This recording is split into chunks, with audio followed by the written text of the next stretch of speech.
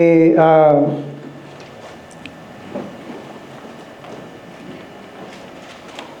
tuve la oportunidad de compartir hace unos meses.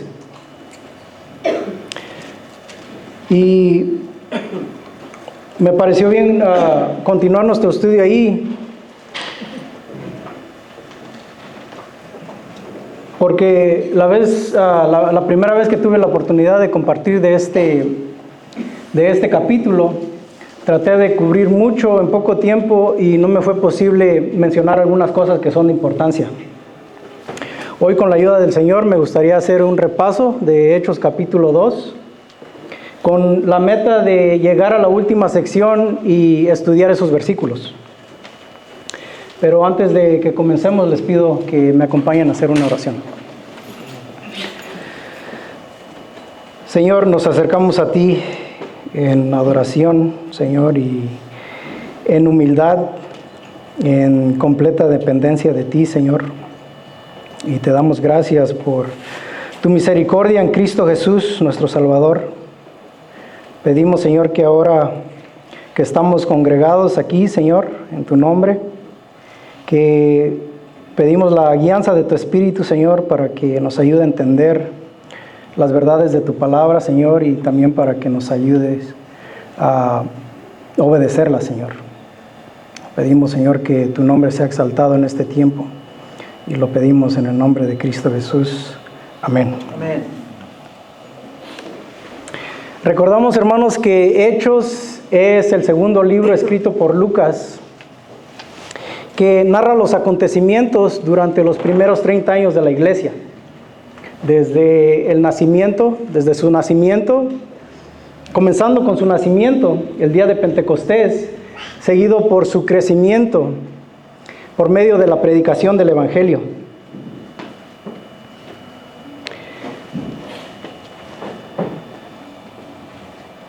El libro de Hechos se enfoca principalmente en los ministerios del apóstol Pedro y el apóstol Pablo, respectivamente.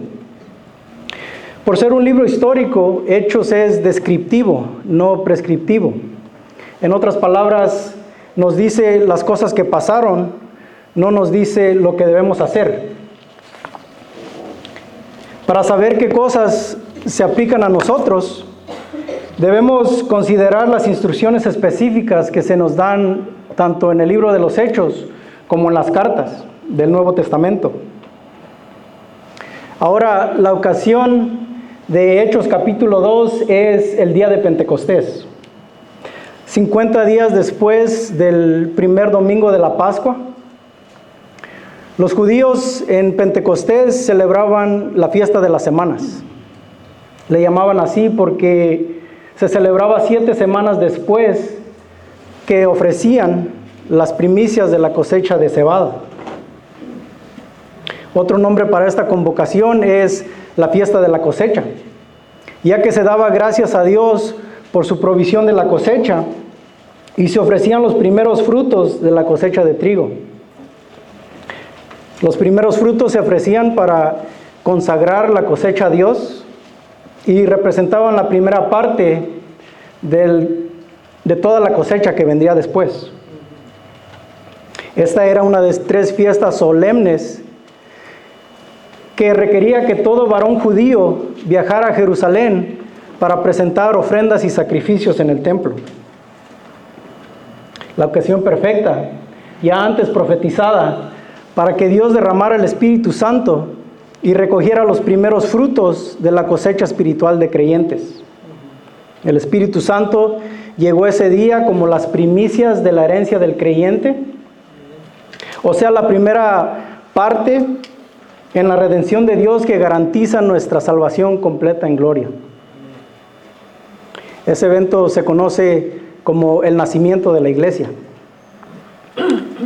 Los discípulos se encontraban reunidos ese día tras recibir instrucciones del Señor Jesús que no se fueran de Jerusalén, sino que esperasen por la promesa del Padre. Ellos posiblemente estaban dispuestos para salir y comenzar la gran comisión, pero el mandamiento fue de esperar. A veces cuando pensamos en obediencia, pensamos en acción. Pero en este caso, La obediencia consistió en esperar el tiempo de Dios, ya que sin el Espíritu Santo obrando en nosotros, ya que solamente el Espíritu Santo obrando en nosotros puede hacer la obra espiritual por medio de nosotros. Podemos tener mucha actividad religiosa, pero sin el poder del Espíritu Santo puede que todo sea inútil. Ahora, el versículo 1 aquí de Hechos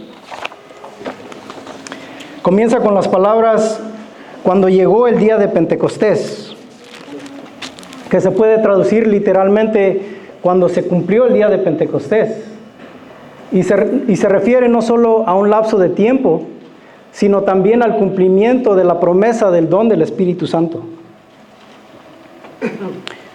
Versículo 1 continúa diciendo: cuando llegó el día de Pentecostés, estaban todos unánimes juntos. Versículo 2: y de repente vino del cielo un estruendo como de un viento recio que soplaba, el cual llenó toda la casa donde estaban sentados. El origen de este gran ruido es divino. Versículo 2 nos dice que vino del cielo.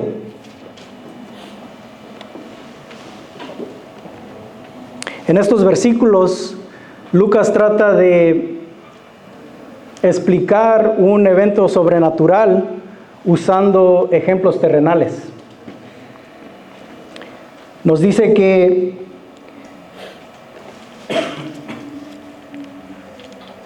el estruendo, dice que fue como un viento. No fue un viento, sino fue como un viento. El viento en las Escrituras se usa comúnmente con relación al Espíritu de Dios que llega para dar vida espiritual.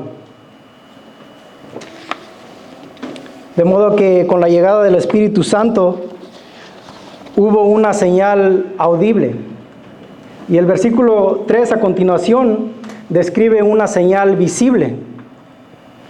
Versículo 3 dice: y se les aparecieron lenguas repartidas como de fuego, asentándose sobre cada uno de ellos. Y fueron todos llenos del Espíritu y comenzaron a hablar en otras lenguas, según el Espíritu les daba que hablasen. El fuego en el Antiguo Testamento también se asocia frecuentemente con la presencia de Dios y su poder purificador. Estas llamas, por decirlo así, no eran fuego literal, sino que nos dice que eran como de fuego. Y tenían formas como de lenguas, que se repartieron sobre cada uno de ellos y les capacitaron para hablar en lenguajes que no habían aprendido. Para que se cumpliera la promesa que Dios hizo a Abraham, de que en su simiente, refiriéndose a Cristo, todas las naciones de la tierra serían bendecidas. Ya que la predicación del Evangelio comenzó en Jerusalén, se extendió a Judea y Samaria y sería llevada hasta lo último de la tierra. Algo importante que recordar en esta sección, hermanos, es que los milagros a lo largo de las Escrituras son hechos como señal cuando Dios está revelando su palabra. Los milagros nunca son el fin en sí mismos, sino que son el medio que Dios usa para comprobar que una persona fue enviada por Dios para hablar las palabras de Dios. El milagro en Pentecostés captó la atención de las personas que estaban en la multitud y preparó el escenario para que Pedro diera su discurso, su mensaje acerca de Cristo. Y el versículo 12 nos dice que los de la multitud estaban atónitos y perplejos. En otras palabras, estaban asombrados y confusos. Y se preguntaban unos a otros, ¿qué quiere decir esto? Versículo 14. Entonces Pedro, poniéndose en pie con los 11, alzó la voz y les habló diciendo: varones judíos y todos los que habitáis en Jerusalén, esto os sea notorio y oíd mis palabras. Pedro se puso en pie con los 11, alzó la voz y les dijo, y les habló. Recordamos que Pedro es el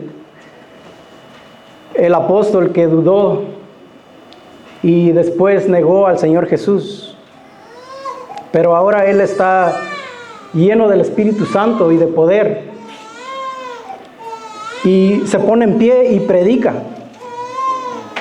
Imagínense que Pedro hubiera dicho: ¿saben qué, hermanos? Mejor ustedes hagan la obra y yo me voy a quedar aquí sentado. Pero no, sino que Pedro, lleno del Espíritu y de poder, obedeció la comisión que le había dejado el Señor Jesús. Del versículo 16 al 21, Pedro explica los acontecimientos del día de Pentecostés como el cumplimiento de la profecía de Joel,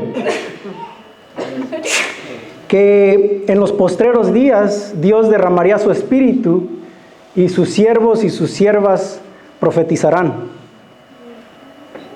Esa profecía se cumplió en parte el día de Pentecostés, pero se cumplirá en su totalidad, como dice ahí en el versículo 20,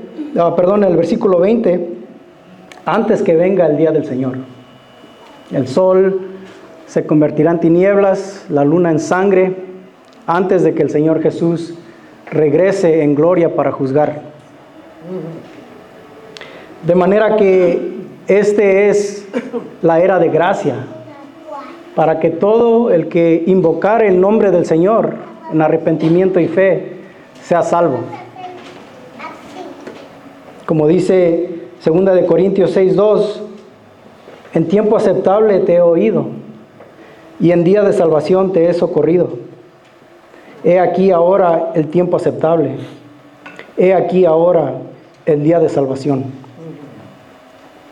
Ahora, ¿qué fue lo que impulsó para que entraran estos últimos días, estos postreros días? Los postreros días es una frase que se usa para referirse al tiempo entre la primera venida del Mesías y la segunda venida del Mesías. De manera que si estamos en los últimos días, eso quiere decir que el Mesías ha llegado. Y en los siguientes versículos sabemos que los judíos habían rechazado al Mesías. Y no solamente lo habían rechazado, sino que lo crucificaron. Y del versículo 22 al versículo 36, Pedro le da 4 pruebas para comprobar que Jesús es el Mesías. Y tuvimos la oportunidad una vez anterior de mirar las 3 primeras pruebas. Vimos hasta el versículo 24. Y después pudimos estudiar el Salmo 16 también, que Pedro cita aquí. Pero me gustaría dar un repaso de estas 4 pruebas que Pedro le da a la multitud para comprobar que Jesús es el Mesías. Y las pruebas son las siguientes. La primera prueba son sus milagros. La segunda prueba es su muerte. La tercera, su resurrección. Y la cuarta, su exaltación. La primera prueba la encontramos aquí en el versículo 22, que dice lo siguiente: varones israelitas, oíd estas palabras. Jesús Nazareno, varón aprobado por Dios entre vosotros con las maravillas, prodigios y señales que Dios hizo entre vosotros por medio de él, como vosotros mismos sabéis. Las maravillas, los prodigios y los milagros, las señales que Dios hizo por medio de él, apuntaron a su naturaleza divina y apuntaron también a que él era el Cristo, el Mesías. La segunda prueba, en el versículo 23, dice: a este, entregado por el determinado consejo y anticipado conocimiento de Dios, prendisteis y matasteis por manos de inicuos, crucificándole. La segunda prueba del Señor Jesús es su muerte. Y aquí el versículo 23 nos dice que él tenía que morir porque él fue entregado por el determinado consejo y anticipado conocimiento de Dios. En otras palabras, Dios lo había decretado así desde toda la eternidad. Y es por eso que a lo largo de las Escrituras su muerte ya estaba profetizada. En la ley de Moisés, en los profetas y en los salmos. Génesis 3:15, Isaías 52 y 53, Salmo 22 son solo algunos ejemplos de estas profecías de su muerte.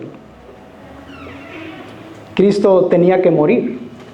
Y como vimos la vez pasada, no fue un accidente, no fue una sorpresa para Dios, sino que Él lo determinó así desde la eternidad. Porque, como dice Hebreos 9:22, sin derramamiento de sangre no hay remisión de los pecados. Es necesario que el Cristo muriera para que hubiera remisión de nuestros pecados. Pero es un error pensar, hermanos, que Cristo murió en el sentido que dejó de existir. A veces cuando pensamos en la muerte del Señor Jesús podemos pensar, bueno, pues Él murió, ¿cómo fue que Él murió? Aquí sabemos que su cuerpo fue a la tumba, pero su persona es eterna. Él no puede morir. Él mismo dice en Juan 2:19, destruid este templo y yo lo levantaré. Y en 3 días lo levantaré. ¿Cómo puede alguien que está muerto resucitarse a sí mismo? De manera que Cristo no murió en el sentido que dejó de existir, porque Él es Dios.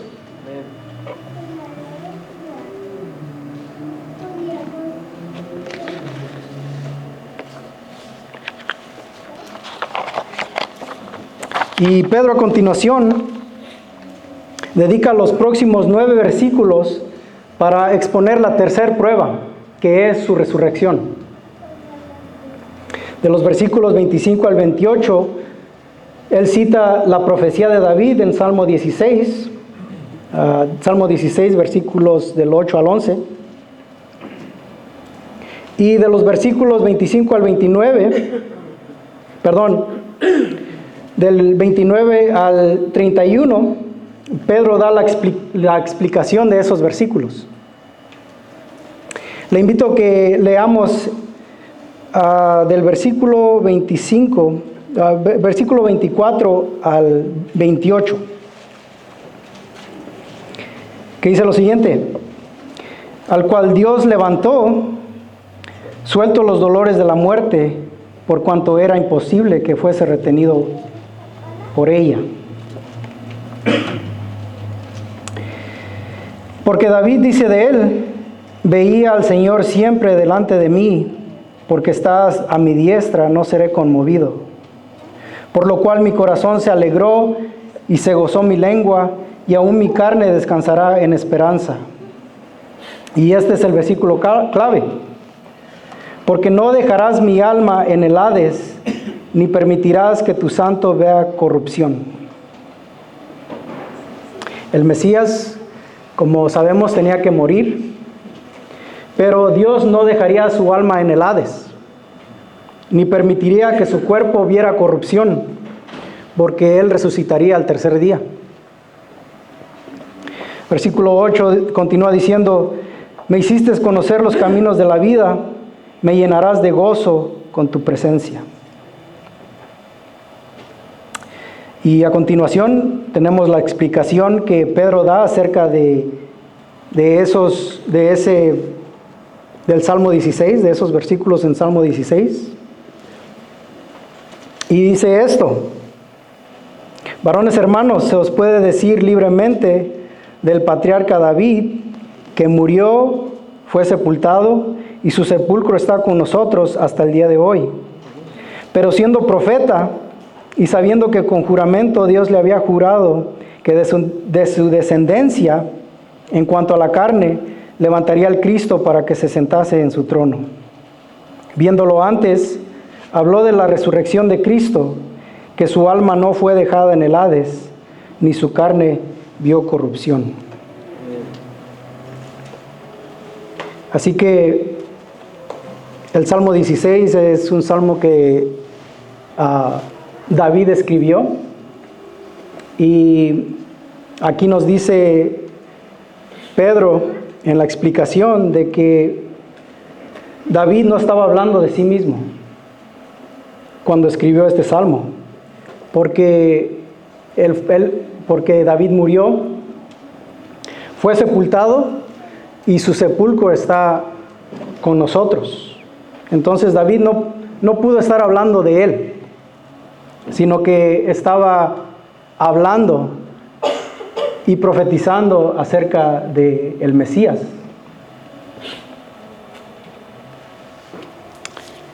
Versículo 32 dice: a este Jesús resucitó Dios, de lo cual todos nosotros somos testigos. Ellos habían sido testigos de la vida del Señor Jesús, habían sido testigos de sus milagros, habían sido testigos de su muerte, y ellos sabían que la tumba estaba vacía. Y Él les dice que ellos son testigos de estos acontecimientos.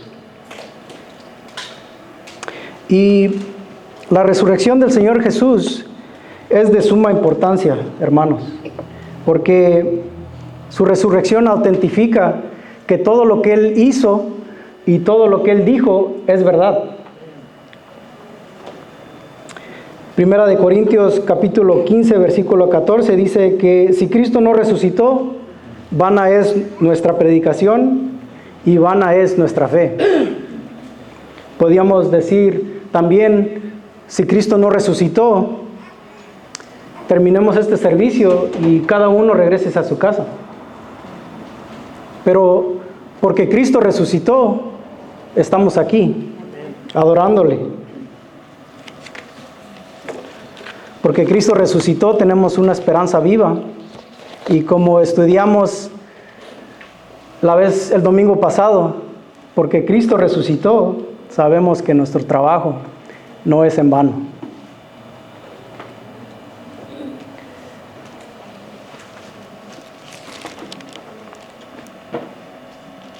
Y ellos eran testigos de estos acontecimientos, y ellos también conocían las Escrituras. Ellos conocían todas estas Escrituras que Pedro estaba citando, y él les dijo: ustedes saben, ustedes vieron lo que pasó, ustedes son testigos de ello, y ustedes conocen bien las Escrituras, y saben que David no estaba hablando de sí mismo, sino que porque su tumba está con nosotros, sino que hablaba del Cristo. La cuarta prueba que Pedro usa para comprobar que Jesús es el Cristo es su exaltación. Y vemos aquí en el versículo 33 que él dice: así que, exaltado por la diestra de Dios, y habiendo recibido del Padre la promesa del Espíritu Santo, ha derramado esto que vosotros veis y oís. El Señor Jesús, como recuerdan, fue exaltado. Él ascendió después de su resurrección, después de que Él se presentó a sus discípulos por 40 días y les enseñó acerca del reino de Dios. Él ascendió de regreso a gloria. Y dice aquí que Él fue exaltado por la diestra de Dios. Él fue llevado a gloria una vez más por el poder de Dios. Y dice que una vez habiendo sido exaltado, Él recibió del Padre la promesa del Espíritu Santo. Recuerdan que el Señor Jesús en Juan 16:7 les decía a sus discípulos cuando Él todavía estaba con ellos: os conviene que yo me vaya, porque si no me fuera, el Consolador no vendría a vosotros. Mas si me fuere, os lo enviaré. Bien. Juan 14, 16 y 17 dice: y yo rogaré al Padre, y os dará otro Consolador, para que esté con vosotros para siempre. De manera que el Señor Jesús fue exaltado, recibió la promesa del Espíritu Santo y Él lo derramó el día de Pentecostés. Y les dice: y esto es lo que ustedes están viendo. Esto es lo que, las señales que ustedes están viendo y oyendo. La señal audible del viento, de un ruido como de un viento, no era un viento, y la señal visible de algo, de estas lenguas como de fuego que fueron repartidas. Y luego en el versículo 34, Pedro cita del versículo 34 al 35, Pedro una vez más cita las Escrituras, cita Salmo 110, versículo 1, para comprobar la exaltación del Señor Jesús. Y dice esto: porque David no subió a los cielos, porque él mismo dice: dijo el Señor a mi Señor, siéntate a mi diestra hasta que ponga a tus enemigos por estrado de tus pies. Una vez más, el Salmo 110 fue escrito por David, pero David aquí no estaba hablando de él, porque David no subió a los cielos. David no fue el que fue llevado, él no fue el que ascendió a gloria. Pero él mismo dice: dijo el Señor a mi Señor. Y en el Salmo 110 dice un poquito diferente, dice: dijo Jehová a mi Señor. Entonces David está hablando de su Señor, es aquel que vendría de su linaje, aquel Mesías Salvador que vendría de su linaje. Y en hebreo dice: dijo Jehová a Adonai. Entonces aquí Dios Padre habla a Dios Hijo y lo invita a que se siente a su diestra. Lo invita a que se siente a una posición de autoridad, de poder, de honra, después de haber completado su obra redentora. Y para que se siente a reinar. Dijo Jehová a Adonai: siéntate a mi diestra. Y sabemos que el Señor Jesús nos dice la palabra que Él es Señor. Aquí en Filipenses capítulo 2 versículo 9 al 11, le pido que me acompañen ahí para que leamos lo que dice.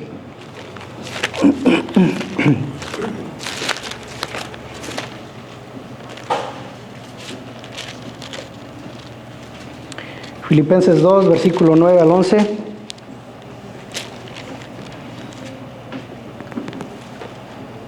Dice, por lo cual Dios también le exaltó hasta lo sumo y le dio un nombre que es sobre todo nombre, para que en el nombre de Jesús se doble toda rodilla de todos los que están en los cielos y en la tierra y debajo de la tierra, y toda lengua confiese que Jesucristo es el Señor, para gloria de Dios Padre.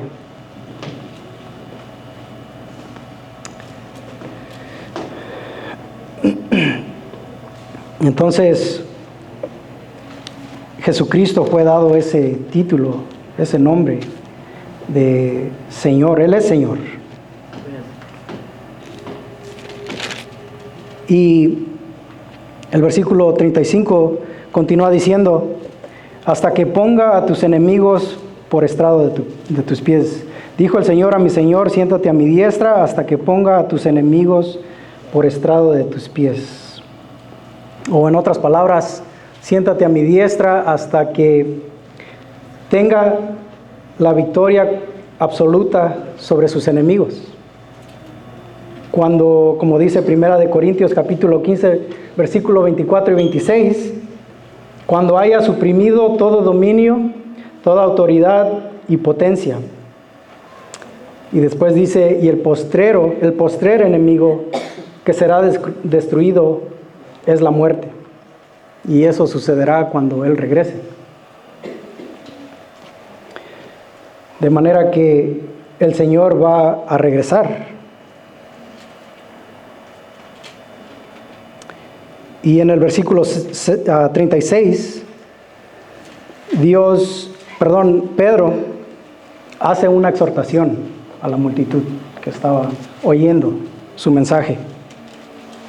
Y dice, sepa pues ciertísimamente toda la casa de Israel, que a este Jesús, a quien vosotros crucificasteis, Dios le ha hecho Señor y Cristo.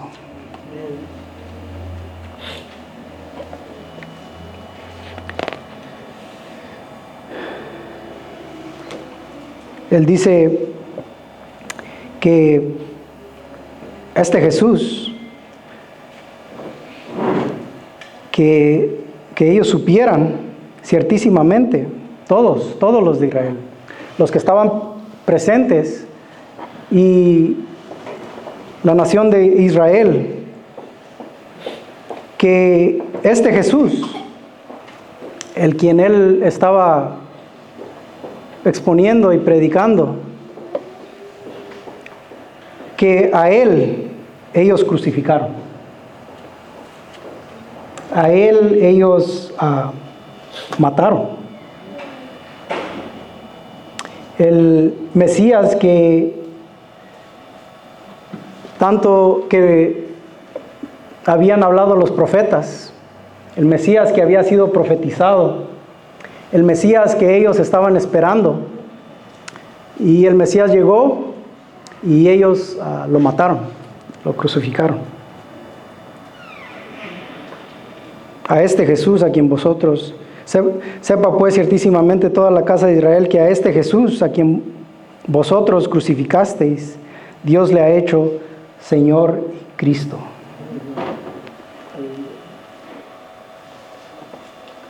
Entonces, Pedro les dice aquí que Dios es el que había hecho todo esto. Dios había aprobado al Señor Jesús. Era la obra completa de Dios. Todo lo que había pasado era la obra completa de Dios. Dios lo aprobó. Dios hizo los milagros por medio de Él.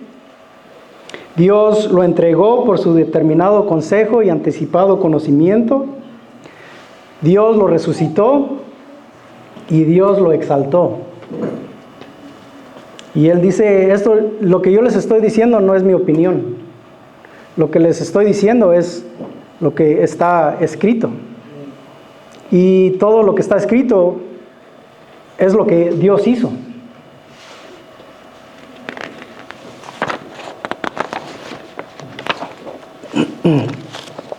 Y como recordamos la vez pasada, también vemos aquí que la soberanía de Dios, que Dios estaba en control de todas estas cosas que estaban sucediendo. Pero no porque Dios estaba en control, quería decir que ellos no eran culpables de lo que habían hecho. De modo que Dios es soberano, pero el hombre es responsable por sus hechos, por sus obras.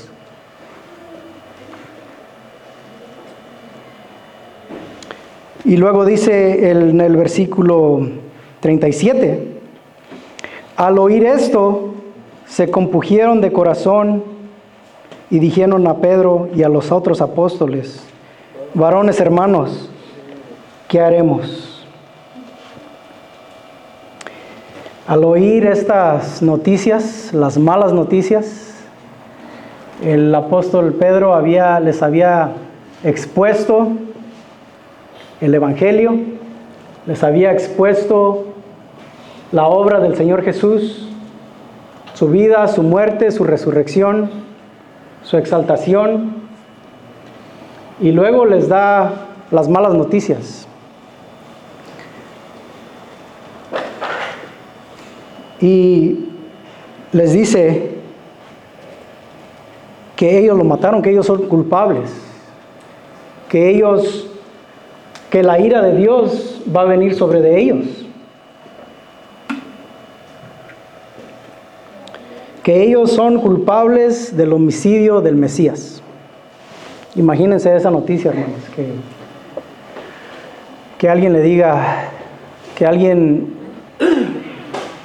mate a una persona y después vaya delante del juez y le diga, eres culpable de homicidio y ahora viene tu sentencia. Y dice que ellos fueron, al oír esto, al oír estas malas noticias, ellos se compungieron de corazón. Es como si un cuchillo hubiera atravesado su corazón repentinamente y sintieron un dolor tremendo.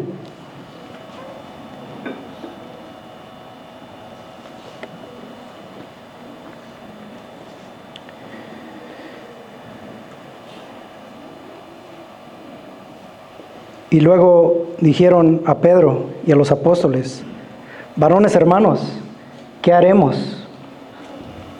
Ellos sintieron el peso de su culpabilidad y la ira de Dios que tendrían que enfrentar por su pecado. Y Pedro les dice en el versículo 38, arrepentíos y bautícese cada uno de vosotros en el nombre de Jesús para perdón de los pecados y recibiréis el don del Espíritu Santo. Ellos fueron enfrentados con su pecado y Pedro les dice, arrepiéntanse. Ustedes tienen una opción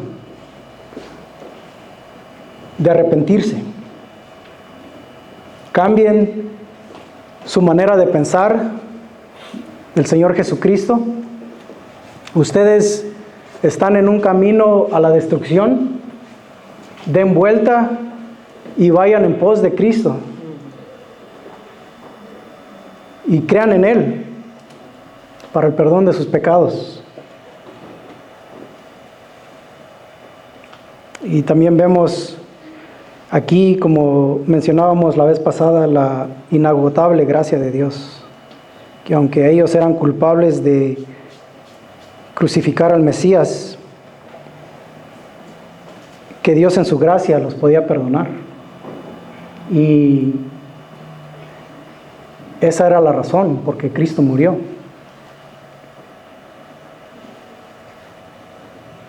Él dice, arrepiéntanse, den vuelta, Y eso no quiere solamente decir que ellos deberían de pedir perdón y continuar haciendo las cosas que hacían, sino que tenían que dar vuelta. Y a veces cuando nosotros nos arrepentimos, pedimos perdón y seguimos haciendo las mismas cosas que estábamos haciendo antes, y el Señor dice que tenemos que dar vuelta. El arrepentimiento no es pedir perdón, el arrepentimiento es dar vuelta y ir en pos del Señor Jesús. Y Él les dice: arrepentíos para perdón de los pecados. Arrepiéntanse para que sus pecados sean perdonados y después bautícense en el nombre de Jesús. Porque sabemos que el bautizo no es necesario para la salvación, sino que el bautizo es un paso de obediencia que uno da cuando uno da una profesión pública de nuestra fe, una profesión pública de lo que el Señor Jesús ha hecho en nosotros. Y eso me gustaría estudiarlo después, pero Él les dice que se arrepientan para el perdón de sus pecados y que cada uno de ellos sea bautizados en el nombre de Jesús. Y dice: recibiréis el don del Espíritu Santo. Si ustedes se arrepienten, si ustedes ponen su fe en el Señor Jesucristo, Dios los puede perdonar. Y ¿saben qué? También van a recibir el don del Espíritu. También van a recibir la promesa del Espíritu, así como todo aquel creyente a quien Dios ha salvado. Versículo 39: porque para vosotros es la promesa, y para vuestros hijos, y para todos los que están lejos, para cuanto el Señor nuestro Dios llamare. Para los judíos eran las promesas, primeramente, todas las promesas de las Escrituras. Para ellos era la promesa de el Mesías, el Salvador. Y para ellos era la promesa del Espíritu Santo también. Pero aquí también dice que para ellos, para vosotros es la promesa, y para vuestros hijos, y para todos los que están lejos, para cuanto el Señor nuestro Dios llamare. Y esa promesa también era en el plan de Dios, también era para los gentiles, para nosotros. Y aquí en el versículo 40 dice: y con otras muchas palabras testificaba y les exhortaba diciendo: sed salvos de esta perversa generación. El apóstol Pedro con estas palabras, con todos los pasajes de las Escrituras, con todas las pruebas que Él les dio, y con muchas otras palabras, Él les continuaba exhortando que fueran salvos de esta perversa generación. Y el versículo 41 y 42, que es el versículo que, si Dios permite, para la próxima vez podamos estudiar, dice lo siguiente: así que, ¿recuerdan esa palabra del mensaje del domingo pasado? Así que los que recibieron su palabra fueron bautizados, y se añadieron aquel día como 3,000 personas, y perseveraban en la doctrina de los apóstoles, en la comunión unos con otros, y en el partimiento del pan y en las oraciones. Y primeramente Dios, la próxima vez me gustaría retomar nuestro estudio ahí, y Con eso vamos a concluir nuestro servicio. Les pido me acompañen para hacer una oración. Oh Señor, te damos gracias, Señor, por tu gracia inagotable, por tu gracia infinita, Señor.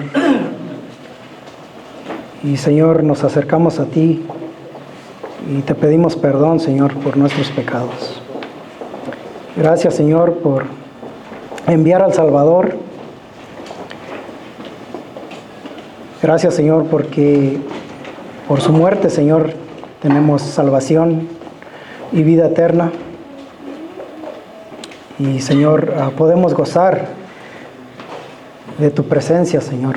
Podemos gozar y decir que te conocemos, Señor, y que somos conocidos por ti. Te damos gracias, Señor, por tu palabra y por este tiempo, Señor, que tú nos diste para ser edificados por ella, Señor.